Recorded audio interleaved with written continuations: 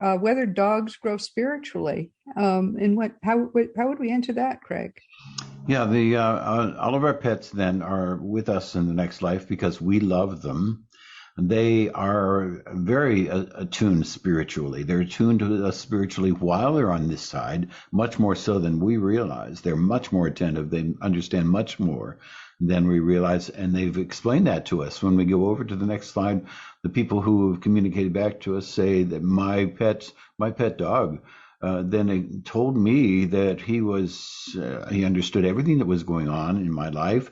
He felt bad for me when this happened, and he was with me and wanted to give me comfort when something else happened. And so that they are much more attuned to us than we realize that they are. And so then they grow as companions for us. Everything about the pet is oriented towards us and our love for them. So they grow as companions on the next plane of life, and they are with us for as long as we are going to be there, and they will stay with us through the remainder of our eternal lives if we want them there.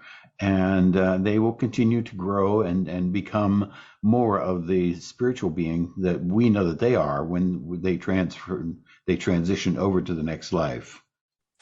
But they are really they don't need spiritual growth in the same way that we do. They are not. Spiritual growth is more something that we need.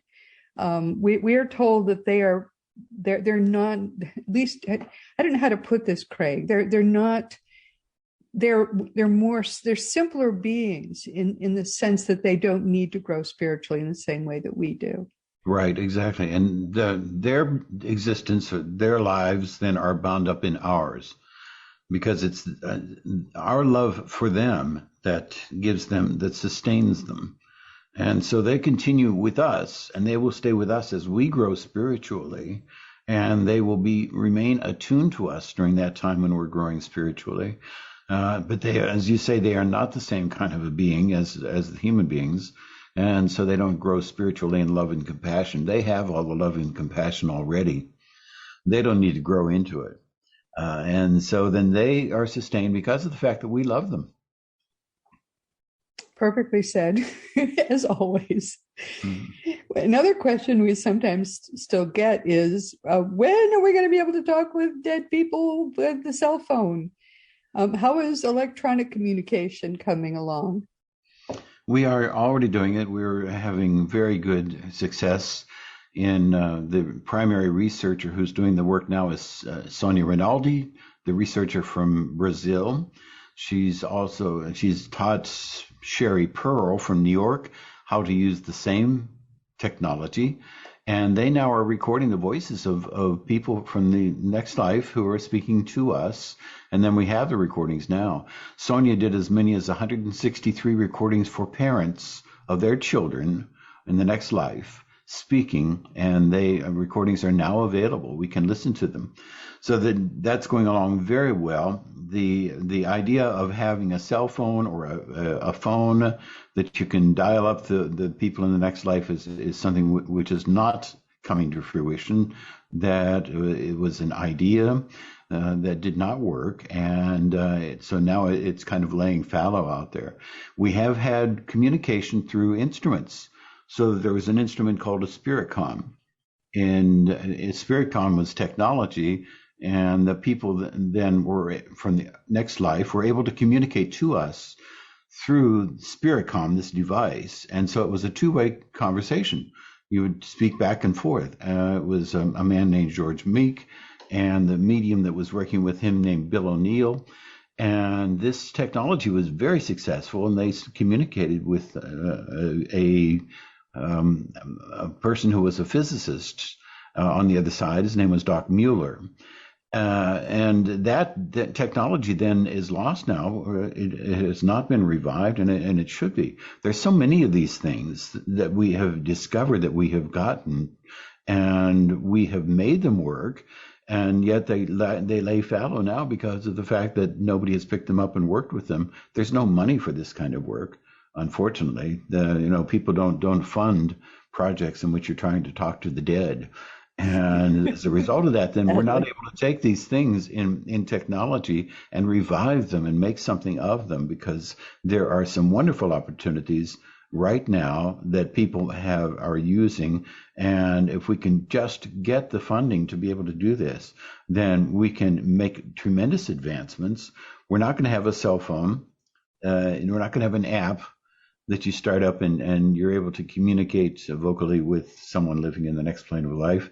But we can communicate with them through the devices such as the one that Sonia Rinaldi is using and that Sherry Pearl's using, and they're being very successful. So we can follow through with those and make much more of those.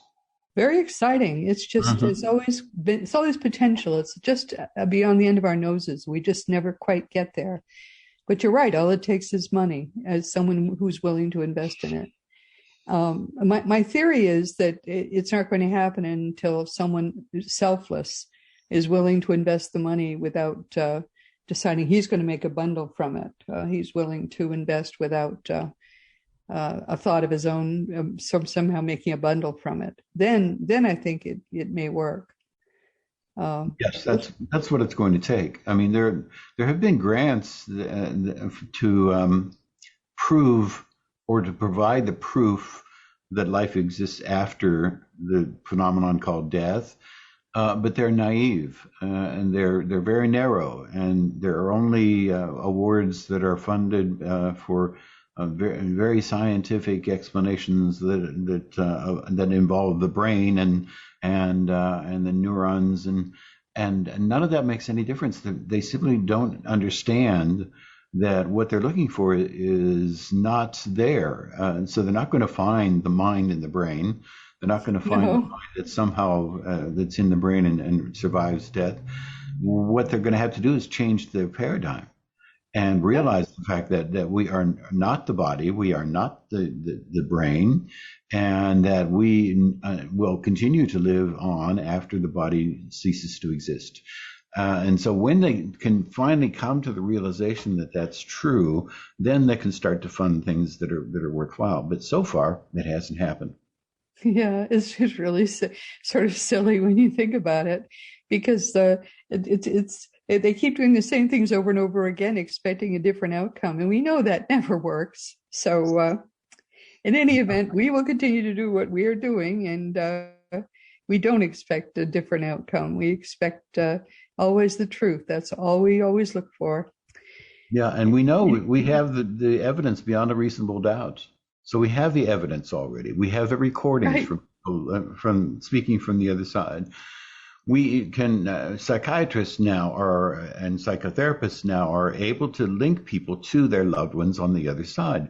They're able to have them sit in a room with them in a normal counseling situation, and they put them into a state of mind in which they can have their own afterlife communication. It's 98% successful, and it reduces grief in one session from ratings. When they rate the grief at the beginning on a 10-point scale, it's going to be 10 or 10 plus plus plus, very strong.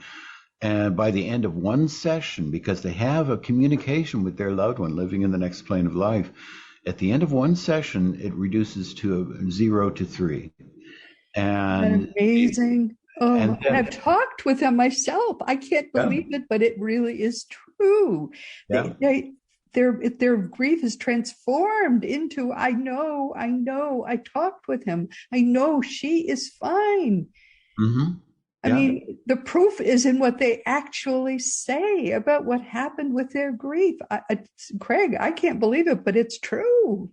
Yeah, that's exactly what happens. And there's one of the people, we actually have a video of a woman describing what she went through that also is in our literature. And all of this is on seekreality.com. Right? So when we are working with the Seek Reality effort, we're going to make all of this available to people. And there's one woman who had gone through this experience with a psychotherapist.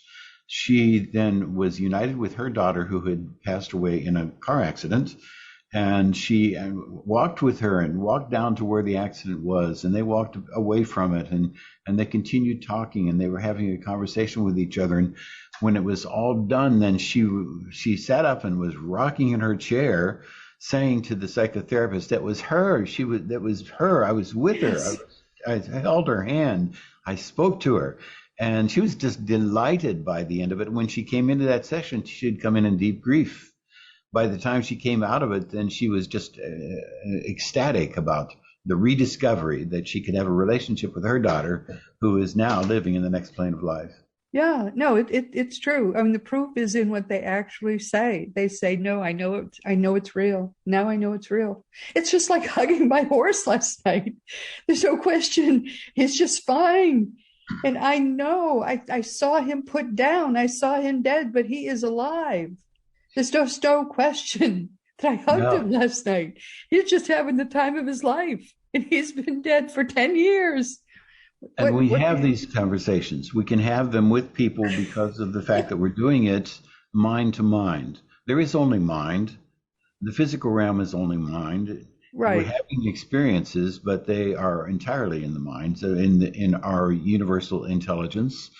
And so when we have the feeling of touching, of caressing, even kissing each other in these circumstances, that happens in the mind. It doesn't Yeah. happen in the body, it happens in the mind. So the Everything is in the sensations mind. that we have in these sessions in which we're having a mind-to-mind communication, the sensations of kissing, of hugging, of touching the other person, and these are real sensations that people have. They're just as real as when they are on this plane of Absolutely. life. Mhm. There's They no have- question about that. mhm. There's absolutely no question. And I think that once you've had it happen to you, there's no way anyone could talk you out of it because it actually did happen. That's the difference. There's no substitute for certainty. There's no way anyone can talk you out of what's real. And what really happens is what's real, and it's really in your mind. All of it is. And it's becoming more and more common now. People are having more and more of these experiences. As they have the experiences, then they're spreading the word. They're telling other people about it. This phenomenon is going to grow in the same way that it was necessarily took a period of time for the notion that the Earth is not the center of the universe Yeah, to that's grow. right. That's So, right. beginning with Copernicus, which is in the 16th century, all the way through Galileo, which is in the 17th century, it took that time. It took centuries for people to finally get the idea that the Earth is not the center of the universe, that there is a solar system, and that the Earth is rotating around the sun. The same thing is happening now. The same thing is going to continue to happen in an understanding of the fact that we are eternal beings having a spiritual experience, and that during this time we are only taking on roles. We're only being part of this in ways in which we had planned before we entered the Earth's sphere, and that we will continue without blinking an eye when we continue to the next plane of life. And so people are beginning to realize that, and eventually it's going to come as a grassroots understanding. It's going to come up from the people who are going to be understanding it, who are having these experiences, who know they've connected with their loved ones.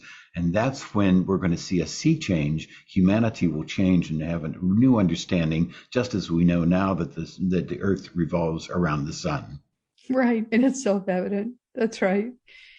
People are starting to ask too, because you look up and you don't see anything, any place where it all could be. It's obvious, it's right where we are. And it's like changing channels. Well, when you're looking at channel 4, there's a reality there. Well, when you change to channel 5, there's a reality there. Well, it's just in the same way that there's a whole different reality when you die. And people want to know what that reality is like. So let's tell them what that reality is like. How solid is it? Yeah, it's wonderful because of the fact that what we're on right now is the spiritual plane. The Earth plane is a spiritual plane. And so we mustn't think of it as being, this is life and then there's an afterlife. This is a spiritual plane. We happen to be going through our lives on this spiritual plane. We then graduate by transitioning, as you say, through changing our focus into the next spiritual plane. And the next spiritual plane is just as solid as this. Yes. Matter and energy. What we know as matter and energy now is actually consciousness. In the same way, when we go on to the next plane of life, then it continues to be consciousness. And so we have bodies, and we have people who are in the streets, and they live in houses. There, Right. there are phenomena such as instruments that